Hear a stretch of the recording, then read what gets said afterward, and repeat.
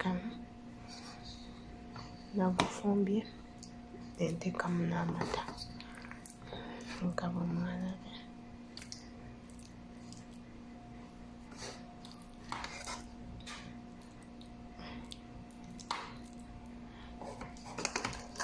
Munnaye waakuliisa bambi era ekyo nze nkikola.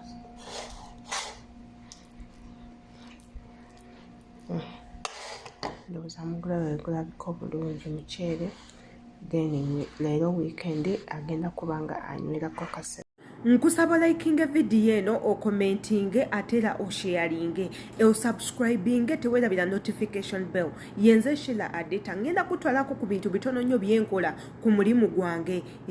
Omulimu ogwange abantu abasinga mugwegomba ate era mugwagala. Tetuganye omulimu guno gusasula sente eziwerako era nga ffe abatandikirako abaddugavu tusasulwa kakadde kamu 8, kamu 2, kamu 3, kamu 4 mulimu ne nationalities endala nga zisasulwa miliyoni 8 ez'eggwanga lyaffe Uganda. Olw'okuba nti ffe munnange tuli baddugavu ebintu ebyaffe byonna munnange bisebengerera naye ate bw'oba nga gwe weereese nga gwe weetaddemu buli kimu ng'ate gwe weefunidde wa woogenda okukolera munnange sente ziba mpitirivu ddala. Omulimu guno mulungi nnyo naye ate guli very risky.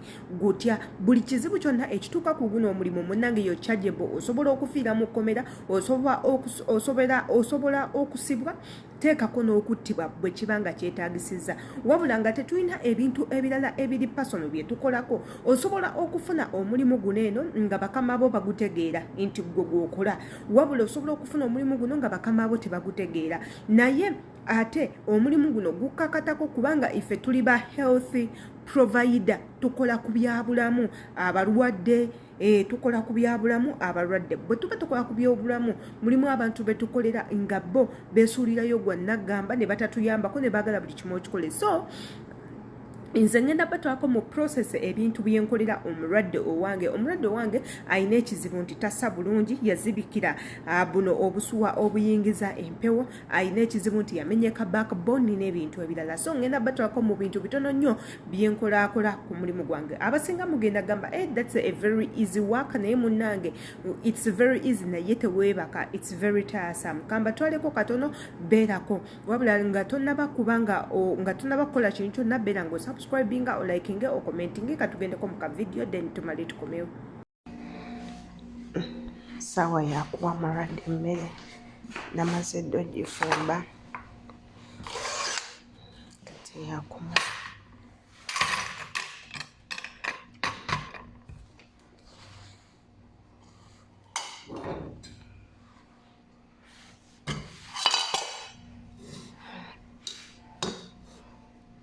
muceere omugotte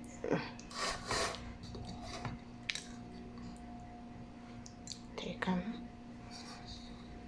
nagufumbye nteekamu n'amata nga bwe mwalabye.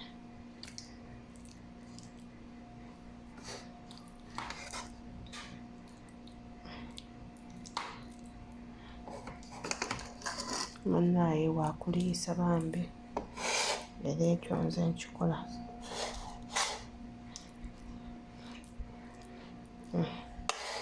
Ndowooza mugula gulabika obulungi muceere.